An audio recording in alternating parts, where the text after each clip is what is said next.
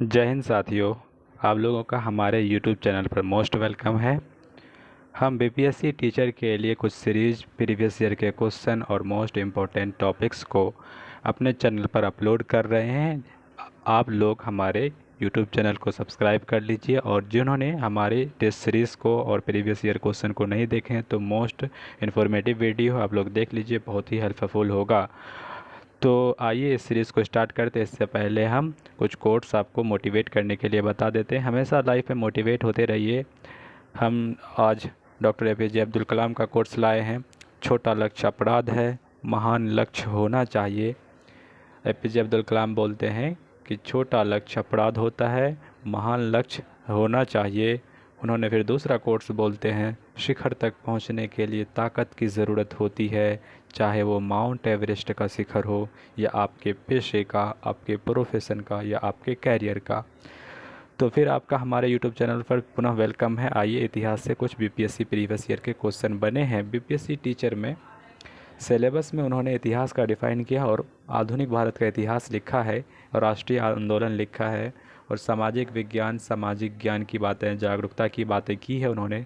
तो इस सीरीज़ को, अगर ये हमारे प्रीवियस ईयर का सीरीज़ फिनिश हो जाएगा, एंड हो जाएगा, तो हम एक अच्छा सा प्रैक्टिस सेट आपको करवाएंगे। तो बने रहिए और अपने दोस्तों के साथ लाइक और शेयर, सब्सक्राइब वगैरह करते रहिए। Thank you. आइए, इतिहास से पहला क्वेश्चन बनता है कि अशोक की राजधानी कहाँ थी। ऑप्शन ए पाटलिपुत्र, वाराणसी, सांची या उज्जैनी। तो अशोक की राजधानी थी पाटलिपुत्र। ये कहाँ के शासक थे? पाटलिपुत्र इसकी राजधानी थी। तो देखेंगे जो अशोक है ये बिंदुसार का उत्तराधिकारी है। अशोक किसका उत्तराधिकारी होता है? बिंदुसार का उत्तराधिकारी होता है। अशोक के बारे में कहा जाता है कि मास्की, गुर्जर और नेतुर और उडेगोलाम में अशोक का नाम अशोक मिला है।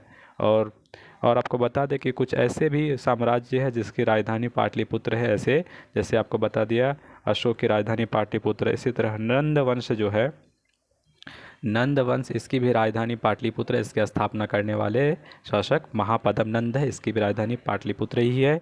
इसी प्रकार आपको हम बता दें मौर्य वंश का भी राजधानी पाटलिपुत्र है, जिसकी स्थापना करने वाले चंद्रगुप्त मौर्य हैं। शुंग वंश, इसकी स्थापना करने वाले पुष्यमुत्र शुंग है, इसकी भी राजधानी पाटलिपुत्र है। कण्व वंश, इसकी स्थापना करने वाले वासुदेव हैं, इसके भी राजधानी पाटलिपुत्र है। तो आपको बता दिया किन किन राज्यों की जो राजधानी है पाटलिपुत्र है। गौतम बुद्ध का जन्म कहाँ हुआ था? Option A Kushinagar, option B Vaishali, option C Pataliputra, option D Kapilavastu. Gautam Buddha का जो जन्म होता है वो कपिलवस्तु में होता है, लुम्बिनी नेपाल के आसपास। फिर देखिए यहाँ पे ऑप्शन बी में दिया है वैशाली, तो आपको याद होना चाहिए महावीर जैन धर्म का महावीर 24वें तीर्थंकर है, इसकी जो जन्म होता है वैशाली में होता है। वैशाली का एक स्थान है जिसको बोलते हैं कुंडग्राम। कुंडग्राम कुशीनगर में महात्मा बुद्ध की मृत्यु हो जाती है, कुशीनगर में। पाटलिपुत्रा अशोक की राजधानी था। पटना का प्राचीन नाम पाटलिपुत्रा था। पाटलिपुत्रा को, पटना को उदयन ने बसाया था। नाम किसने रखा था? ऑप्शन में बताइए। आप अपने प्रीवियस ईयर क्वेश्चन में आपको करवा चुके हैं। नेक्स्ट क्वेश्चन पूछ रहा है, सारनाथ किसके लिए पुण्य स्थान है? सारनाथ बौद्ध के लिए, मुस्लिम के लिए, त्रिस्तान के लिए, इनमें से कोई नहीं। सारनाथ ने गौतम बुद्ध ने सबसे पहले उपदेश दिए थे सारनाथ में जा कर के, और वहाँ पर धर्म चक्र परिवर्तन का कुछ उपदेश दिए। तो गौतम बुद्ध बौद्ध रिलीजन से एक पुण्य स्थान है।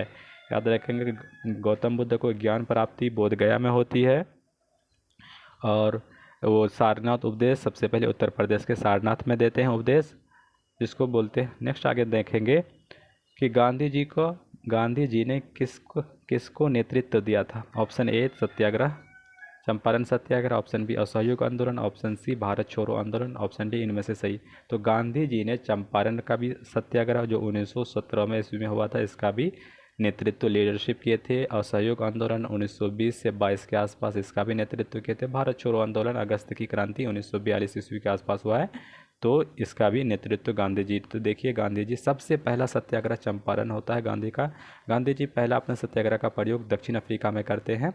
नेक्स्ट क्वेश्चन देखेंगे कि बाल गंगाधर तिलक का जन्म स्थान कहाँ पर है? Option A Uttar Pradesh, option C Gujarat, option B Maharashtra, option D Tamil Nadu. तो महाराष्ट्र में बाल गंगाधर तिलक का जन्म होता है। बाल गंगाधर तिलक का एक कथन है कि यह मेरा जन्म सिद्ध अधिकार है और हम इसे लेकर रहेंगे। यह मेरा जन्मसिद्ध अधिकार है, हम इसे लेकर रहेंगे। उत्तर प्रदेश में एक नेशनल पार्क है जिसको बोलते हैं दुधवा नेशनल पार्क। गुजरात में बताइए गिर रेगिस्तान गिर है नेशनल पार्क। तमिलनाडु में कोलम नाम से होगा एक नेशनल पार्क, यह मुदुमलाई तमिलनाडु में है। नेक्स्ट पोंगल त्यौहार है तमिलनाडु का। नेक्स्ट बोलेंगे भारत का राष्ट्रगान जन गण मन किसने लिखा था? तो भारत का राष्ट्रगान जन गण मन बंकिम चंद्र चटर्जी, सरोजनी नायडू, प्रेमचंद, रविंद्रनाथ टैगोर। रविंद्रनाथ टैगोर सही होगा, ऑप्शन डी है जन गण मन।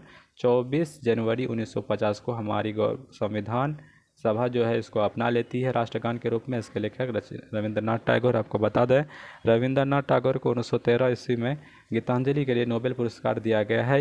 यह हमारे लिए गौरव की बात है। रविंद्रनाथ टैगोर ही बांग्लादेश के राष्ट्रगान को लिखने वाले हैं। बाबू कुंवर सिंह किस युद्ध में लड़े थे? बाबू कुंवर सिंह 1857 का विद्रोह जगदीशपुर बिहार से लड़े थे। अगस्त की क्रांति 1942 ईस्वी को भारत छोड़ो आंदोलन को कहते हैं। सविनय अवज्ञा आंदोलन 1930 ईस्वी में होता है। तो वीर कुंवर सिंह पूछा जाएगा, बहुत क्वेश्चन रिपीटेड है बीपीएससी वाला ऑफिसर वाला एग्जाम में भी। कुंवर सिंह कहाँ से थे? तो जगदीशपुर से थे। भारत पाकिस्तान का युद्ध घटना कब होती है? 1948, ये भी सही है। 1965 ये भी सही है। 1971 तो हमने भारत और पाकिस्तान के बीच लगभग 3 युद्ध लड़े, 1948 का, 65 का, 71 का युद्ध। हिटलर किस देश का निवासी था? तो आपको बता दें हिटलर जर्मनी का था। हिटलर कहाँ का था? जर्मनी का था एक निवासी। हिटलर जर्मनी से रिलेटेड है। हिटलर ही ने सुभाष चंद्र बोस को नेताजी का टाइटल दिया था। नेताजी का उपाधि सुभाष चंद्र बोस को सबसे पहले किसने दिया था? हिटलर ही दिया था, क्योंकि नेताजी सुभाष चंद्र बोस हिटलर के मिलने जर्मनी चले गए थे आज़ादी के लड़ने के लिए। नेक्स्ट, अच्छा एक और बात बता दें, हिटलर में एक स्थान है स्टुटगार्ट। स्टुटगार्ट में ही ना मैडम भिकाजी कामा सबसे पहले झंडा फहरा दी थी। हमारा तिरंगा झंडा सबसे पहले फहराने वाली कौन है? मैडम भिकाजी कामा, स्टुटगार्ट में। और इसको भारतीय जननी कहा जाता है। मैडम भिकाजी कामा को भारतीय आंदोलन की जननी कहा जाता है। नेक्स्ट देखेंगे कि बिरसा मुंडा कौन था? तो बिरसा मुंडा एक साम्यवादी नेता है, एक जनजातीय विद्रोह है, एक हॉकी का खिलाड़ी है। तो बिरसा मुंडा जो है एक जनजातीय विद्रोही नेता है। मुंडा विद्रोह जो है 1899 से लेकर के 1900 के आसपास मुंडा विद्रोह होता है। आपको बताना है कि जो बिरसा मुंडा को सोते हुए बीपीएससी क्वेश्चन पूछा कब पकड़ा गया? तो 3 फरवरी 1900 के आसपास इसको सोते हुए हम लोग पकड़ लेते हैं। ये 11 नंबर का क्वेश्चन था। नेक्स्ट देखेंगे कि कहता है कुतुब मीनार कहाँ स्थित है? तो कुतुब मीनार दिल्ली का दक्षिण हिस्सा जो महरौली स्थान है वहीं पर है। ऑप्शन बी सही है कुतुब मीनार। इसको बनाने वाले कुतुबुद्दीन ऐबक स्टार्ट करते हैं। उसके बाद कुतुबुद्दीन ऐबक का नाम गुलाम रहता है इल्तुतमिश, इन्होंने भी इस पर काम करता है। लास्ट में फिरोज शाह तुगलक भी इसमें फिनिशिंग का काम करते हैं। तो याद रखेंगे ये 73 फीट का है लगभग। इसमें कहा जाता है कि ऐसा कहावत है कि ये इसमें जंग नहीं लगता है, रस्ट फ्री है, ये जंग नहीं लगता है। नालंदा क्या था? एक मंदिर था, एक राजप्रसाद था, एक विश्वविद्यालय था। तो नालंदा एक टाइप का विश्वविद्यालय था। इसको बनाने वाले हैं कुमारगुप्त के संस्थापक, कुमारगुप्त यानी गुप्त वंश से रिलेटेड है, इन्होंने इसको बनाया था कुमारगुप्त ने। और विनाश करने वाले हैं बख्तियार खिलजी। इसको विनाश कौन करते हैं? बख्तियार खिलजी इसको नालंदा को विनाश कर देते हैं। इतनी बातें याद रखेंगे। खालसा किस धर्म से संबंधित है? ऑप्शन ए सिख धर्म, ऑप्शन बी इस्लाम धर्म, ईसाई धर्म, बौद्ध धर्म। आपको बता दें खालसा जो धर्म है सिख धर्म, ऑप्शन ए सही है। और खालसा जो है इसके स्थापना करने वाले गुरु गोविंद सिंह है। और ये पटना में जन्म हुए थे। इसी क्वेश्चन पूछा है कब? 1666 ईस्वी में इसका जन्म हो जाता है। और ये एक बात याद रखें, अंगद एक है इसी बौद्ध धर्म सिख धर्म से रिलेटेड, इसके स्थापना करने वाले कौन है? गुरुमुखी हैं। अंगद जो है गुरुमुखी लेखक हैं। नेक्स्ट देखेंगे कि भूगोल से रिलेटेड, अब चूँकि बीपीएससी का टीचर में भी भूगोल सिलेबस आया है तो भूगोल से देखें किस टाइप का क्वेश्चन बनता है। कोयला तथा लोहा कहाँ मिलते हैं? हरियाणा, बिहार, राजस्थान या उत्तर प्रदेश। कोयला और लोहा बिहार में मिलते हैं। बिहार का कौन सा जगह पर? तो देखिएगा पहले झारखंड था तो बिहार के साथ तो कोयला मिलता था। अभी हाँ कोयला मिलता है हमारा कुछ भागलपुर का एरिया में, कुछ थोड़े मात्रा में क्वांटिटी में जम्मू में सोना मिलने का समाचार पत्र में आप सुनते होंगे। गंगा नदी कहाँ बहती है? ऑप्शन ए पश्चिम बंगाल बहती है, उत्तर प्रदेश बहती है, बिहार बहती है। तो इसका आंसर होना चाहिए कहाँ नहीं बहती है? तो उड़ीसा के आसपास नहीं बहती, क्योंकि तो गंगा नदी सब जगह से बह रही है, बिहार से, पश्चिम बंगाल से, उत्तर प्रदेश से। कहाँ से निकलती है? गंगोत्री से निकलती है। कितना किलोमीटर है? 2525 किलोमीटर है टोटल। और ये डेल्टा बनाती है कहाँ जा कर के? बंगाल की खाड़ी में जा कर के। लद्दाख किस राज्य में है? सिक्किम में नहीं होगा, जम्मू कश्मीर में। देखिएगा अब तो इस राज्य में हुआ नहीं, क्योंकि लद्दाख और जम्मू कश्मीर को हटा करके अलग एक यूनियन टेरिटरी बना देते हैं। इस पोर्शन को बोलते हैं जम्मू कश्मीर और इस पोर्शन को हम लोग क्या बोल रहे हैं, लद्दाख। अलग से एक यूनियन टेरिटरी अपना खुद पहचान बना लिया है। सोना किस राज्य में मिलता है, ऑप्शन है कर्नाटक। ऑप्शन ए ही सही है, कर्नाटक में सोना का एक खान है जिसको बोलते हैं कोलार की खान। कौन सा खान, कोलार की खान बोलते हैं जिसको, कर्नाटक का सोना की खान है। संथाल लोग कहाँ रहते हैं, बिहार, उड़ीसा और पश्चिम बंगाल। तो इनमें से सभी क्या होगा, 19 का ऑप्शन। संथाल जो है जब झारखंड जब अलग नहीं हुआ था तो संथाल लोग बिहार में ही रहते थे। चंडीगढ़ कहाँ पर है, तो देखिएगा बीपीएससी ने हमेशा क्वेश्चन 28 स्टेट के बारे में पूछा और 9 यूनियन टेरिटरीज। तो चंडीगढ़ कहाँ पे है, हरियाणा में। तो ऑप्शन ए ही सही होगा, चंडीगढ़ की राजधानी हरियाणा है, कैपिटल हरियाणा है। अब पॉलिटी से क्वेश्चन पूछता है भारतवर्ष में कितने राज्य हैं, तब देखिएगा अभी हमारे पास 28 स्टेट है और 9 को यूनियन टेरिटरीज़ है। 28 को राज्य है और 9 को हमारे पास यूनियन टेरिटरीज़ हैं। भारत के राष्ट्रपति कौन होते हैं, तो प्रथम राष्ट्रपति हमारा पंडित राजेंद्र प्रसाद होते हैं, हमारा ऑप्शन ए सही है। और जवाहरलाल नेहरू हमारा प्रधानमंत्री होते हैं। मौलाना अबुल कलाम आज़ाद शिक्षा मंत्री होते हैं। वल्लभ भाई पटेल प्रांतीय मंत्री होते हैं। गृह मंत्री कौन होते हैं, आपको ऑप्शन में बताना कमेंट बॉक्स में। भारत गणराज्य कब हुआ, तो देखिएगा भारत को जब डेमोक्रेटिक घोषित कर देता तो कब करता, तो 26 जनवरी 1950 को हमारा संविधान पूरा लागू हो जाता। तो 26 जनवरी 1950 को भारत डेमोक्रेटिक हो जाता है, गणराज्य हो जाता है। ऑप्शन बी सही है। नेक्स्ट देखेंगे, नेक्स्ट कह रहा है कि भारत क्या है, एक राज्य गणराज्य है, एक राज्य एक संघ राज्य है, एक धर्मनिरपेक्ष राज्य, इनमें से सभी। तो 24 का ऑप्शन सी डी सही है, क्योंकि एक तो धर्मनिरपेक्ष राज्य भी है, एक गणराज्य भी डेमोक्रेटिक, एक राज्यों का संघ। हमारा अनुच्छेद 1 बोलता है और भाग 1 भी बोलता है भारत जो है एक राज्यों का संघ है। India will be the union of states. India इससे कोई अलग नहीं हो सकता, लेकिन अमेरिका की बात करें तो वहाँ पे स्टेट्स अलग हो सकते हैं उसके पास, क्योंकि वो लोग नॉलेजेबल पर्सन है। पंचवर्षीय योजना किससे संबंधित है, भारतीय अर्थव्यवस्था, भारतीय संस्कृति, भारतीय धर्म, भारतीय इतिहास। आपको बता दें पंचवर्षीय योजना भारतीय अर्थव्यवस्था, हमारे पास 12 पंचवर्षीय योजना हुए। इसके बाद पंचवर्षीय योजना को हटा दिया गया। अब उसके स्थान पर हम लोग लाए हैं नीति आयोग। क्या लाए हैं, नीति आयोग लाए हैं।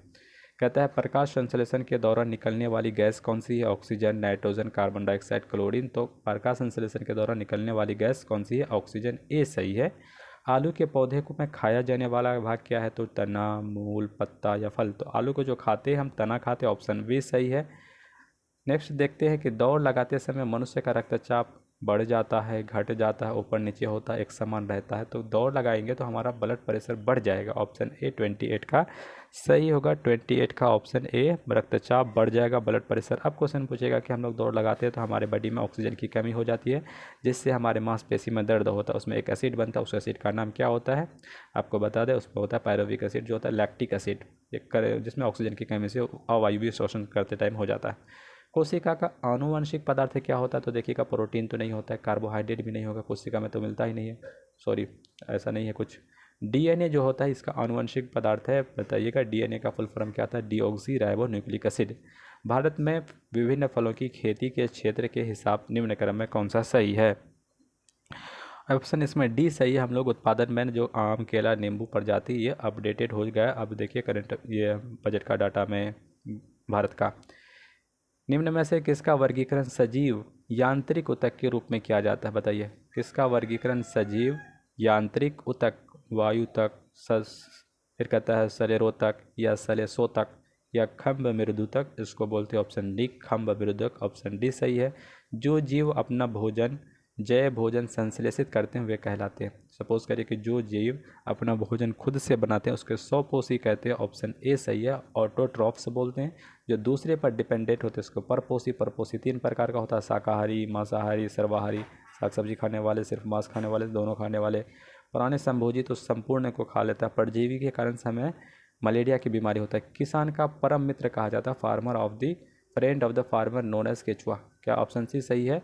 नेक्स्ट क्वेश्चन देखेंगे, हैजे का रोग का फैलता है, हैजा किससे फैलेगा, तिलचट्टा से तो नहीं फैलेगा। घरेलू मक्खी, मच्छर या रेत मक्खी, तो 34 का ऑप्शन क्या देंगे, घरेलू मक्खी से हैजा फैलता है। निम्न वृक्ष की छाल से कुनैन की उपलब्धता, कुनैन जो होता है हमको सिंकोना से मिलता है, ऑप्शन डी सही है। लेकिन इन्होंने 35 का ऑप्शन हाँ डी है, सिंकोना कीकर को माना। तो इस क्वेश्चन को आप लोग डाउट में मारिए। मेरे हिसाब से कुनैन जो मिलता है सिंकोना के छाल से मिलता है, ऑप्शन डी सही है। निम्न में से कौन अमीबा पेचिस पैदा करता है, तो देखिए अमीबा पेचिस अमीबा प्रोटियस, हिस्टोलिटिका, एंटीमीबा नाना, तो अमीबा प्रोटियस, अमीबा इससे अमीबी पेचिस होता है। 37 क्वेश्चन देखते हैं। निम्न में से कौन बच्चों को जन्म देता है? शशक, मेढक, नाग, मछली, छिपकली। देखिए ये सारे अंडे दे रहे हैं, बच्चे को देने वाले को बोलते हैं मैमल्स, शशक। ऑप्शन ए सही है। नेक्स्ट क्वेश्चन, सबसे ऊंचा सजीव वृक्ष कौन है? चीर, सिकोया, देवदार या यूकोलिप्टस। तो ऑप्शन 38 को इसको बोलते हैं सिकोया, जो है सबसे लंबा वृक्ष। इन्होंने ऑप्शन डी को माना है। इंसुलिन उत्पादन की कमी से निम्न रोग होता है। सपोज करिए कि हमारा पैंक्रियाज है, पैंक्रियाज में ना इंसुलिन अगर कम सेक्रेट होगा, इससे मधुमेह का बीमारी, ऑप्शन बी हो जाएगा मधुमेह, इसको बोलते हैं। शुगर का पेशेंट को होता है। मलेरिया जो मच्छर के काटने से होता है। घेगा ग्वाटर आयोडीन की कमी से होता है। बेरी विटामिन बी की कमी से बेरी डिसीज़ होता है। निम्न में से कौन सा प्राणी अब भारत में लुप्त हो चुका है? तो बताइए कौन है? चीता, शेर, हिरन और बाघ। उस टाइम में देखिएगा उन्होंने चीता को लुप्त हो गया, लेकिन अभी करेंट में हम लोग नामीबिया से चीता को लाए हैं और गिर और अलग अलग कूनो नेशनल पार्क में रखे हैं। करंट अफेयर में बन सकता है। कहाँ पे रखें ला के? मोदी के जन्मदिन पर, श्री नरेंद्र मोदी के जन्मदिन पर हम लोग कूनो नेशनल पार्क में कुछ चीते को छोड़े, कुछ डेड भी हो गई है, मर भी गई है। निम्न में से किस दिन विश्व पर्यावरण दिवस मनाया जाता है? 22 अप्रैल, 5 जून, 25 दिसंबर, 26 जनवरी। तो 5 जून को हम लोग विश्व पर्यावरण दिवस मनाते हैं, ऑप्शन बी सही है। भारत में विज्ञान दिवस 28 फरवरी को मनाया जाता है। इस दिन चंद्रशेखर वेंकट रमन को नोबेल पुरस्कार मिला था। चंद्रशेखर वेंकट रमन का जन्मदिन था। तो 42 का ऑप्शन बी सही है। चंद्रशेखर वेंकट रमन का इस दिन हम लोग बर्थडे मनाते हैं, इसलिए हम लोग क्या मनाते हैं? विज्ञान दिवस। मनुष्य की त्वचा सूर्य के प्रकाश में कौन सा विटामिन बनाती है? आप सुनते होंगे, आपका टीचर छोटे क्लास में पढ़ाता होगा कि हमको विटामिन डी तुरंत मिल जाता है, जैसे सनलाइट में बाहर निकलते हैं तो हमारा त्वचा योग्य होता है, उसका कैपेबल होता है। थोड़ा सा कोई सरसों वगैरह का तेल लगा ले और बाहर निकल ले खुले बदन, तो विटामिन डी का फॉर्मेशन होने लगता है। तो विटामिन के नहीं बनता है, इसके कमी से ब्लड का थक्का जमता है। विटामिन 12 में भी नहीं बनता। विटामिन सी तो हमको आंवला से मिलता है। नेक्स्ट क्वेश्चन, यही विटामिन सी है जो अंडे में भी नहीं मिलता है, ना तो दूध में मिलता है, न्यूनतम मिलता है। एक अणु में 9 इलेक्ट्रॉन और 9 प्रोटॉन होता हो और 10 न्यूट्रॉन होता है, उसका द्रव्यमान क्या होगा? एटॉमिक मास होता है प्रोटॉन प्लस न्यूट्रॉन।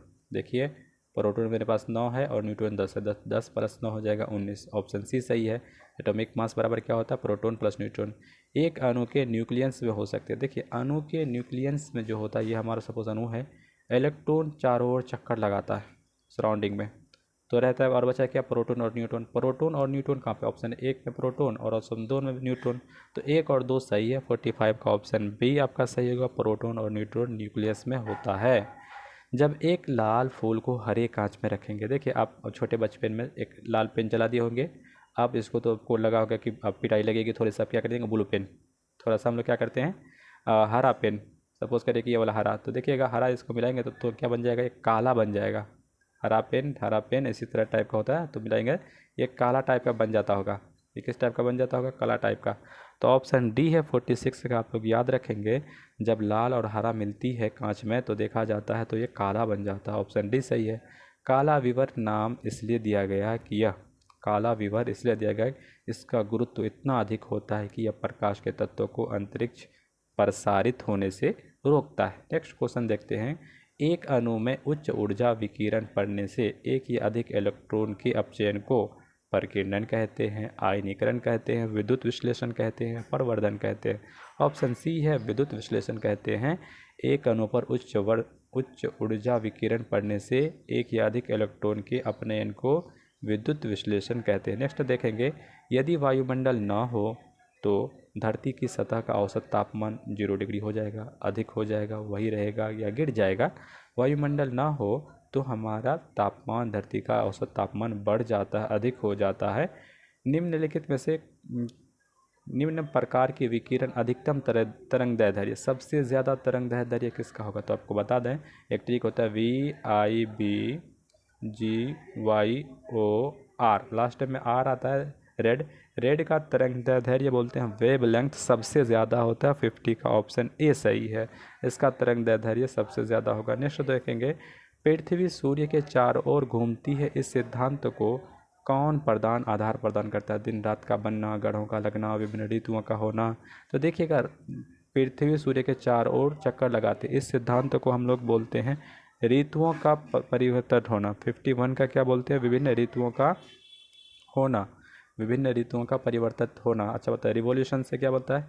12 मीटर लंबा और 12 ग्राम का भार वाली एक समान छड़ को इस केंद्र से धाराग्रस्त किया गया। एक सिरे का 3 मीटर है और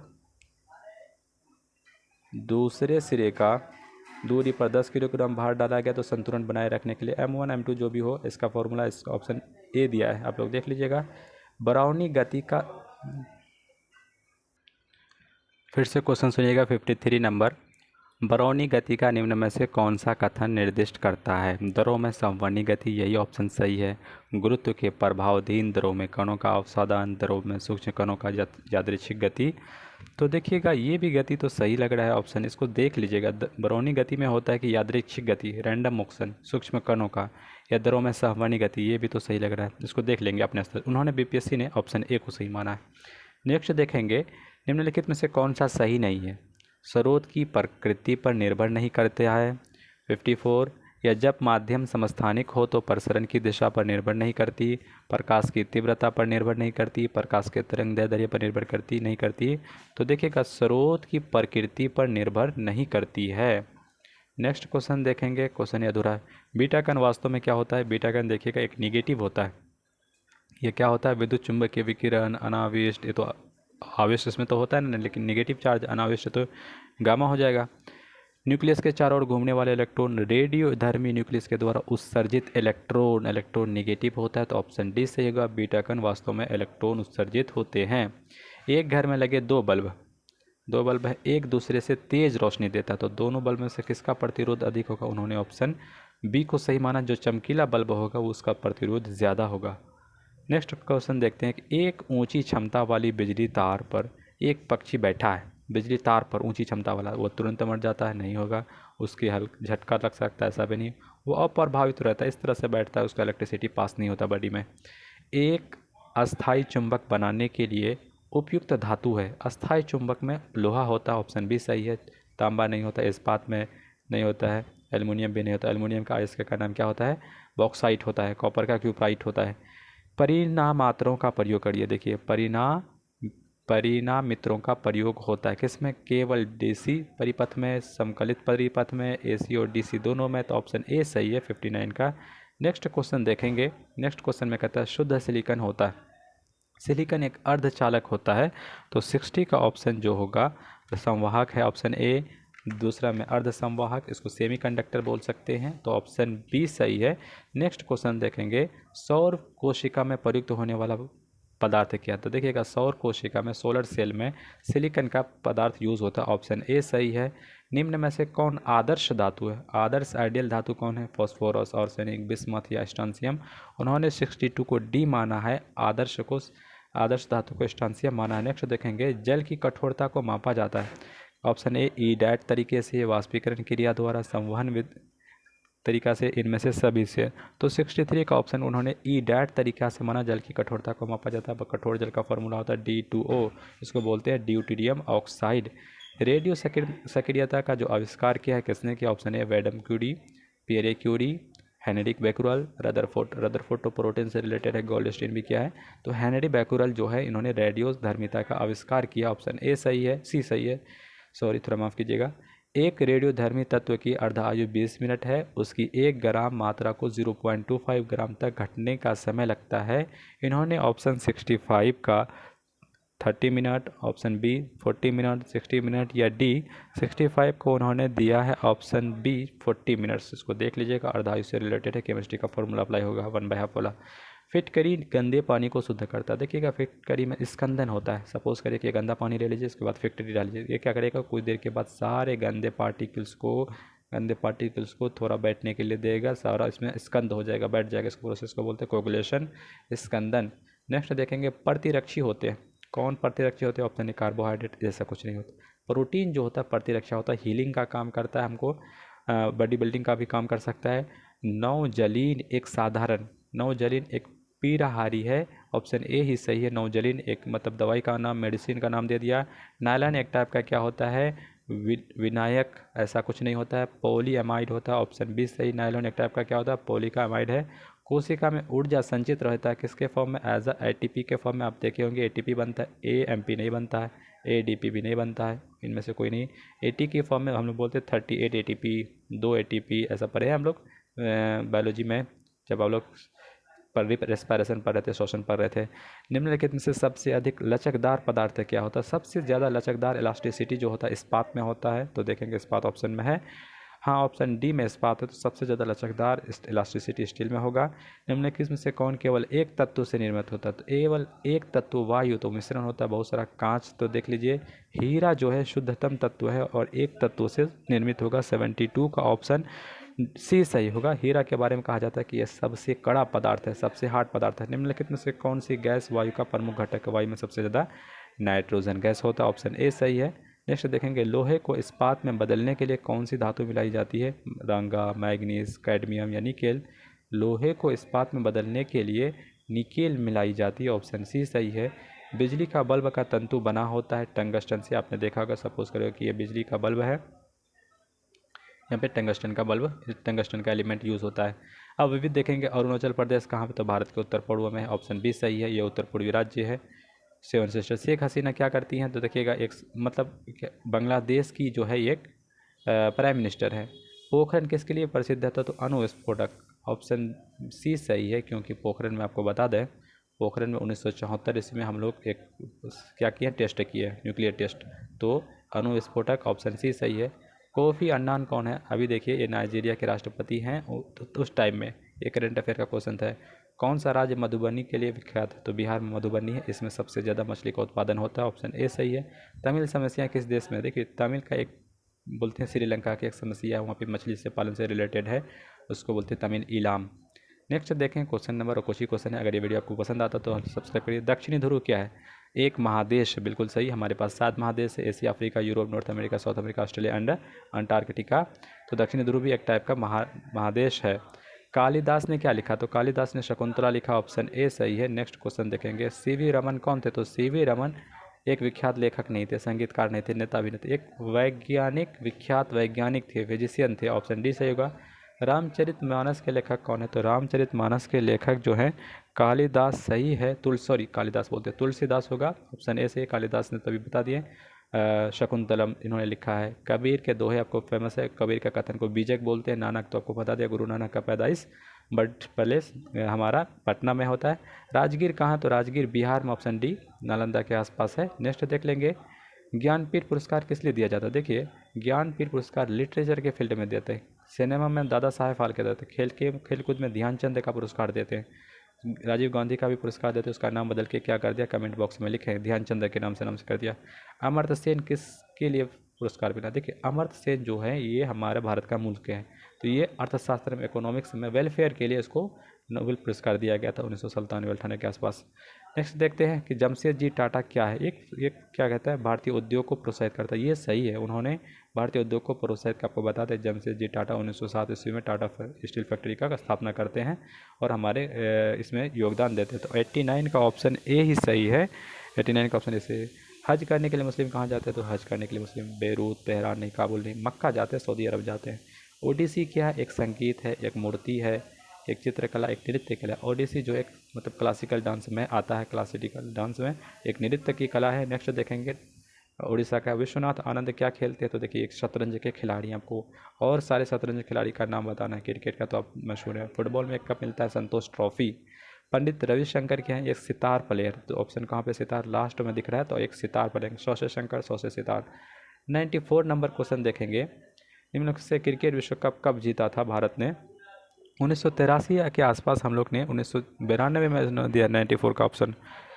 जी सॉरी माफ़ कीजिएगा, 1983 में हम लोग विश्व कप जीते थे। उस टाइम में आप बताइए कि कप्तान कौन थे। नेक्स्ट क्वेश्चन देखेंगे अर्जुन पुरस्कार किस लिए? तो अर्जुन पुरस्कार ऑप्शन ए खेलकूद, साहित्य, सिनेमा। सिनेमा में तो नहीं दिया गया, साहित्य में नहीं, खेलकूद के क्षेत्र में हम लोग अर्जुन पुरस्कार देते हैं। 95 का ऑप्शन ए सही है।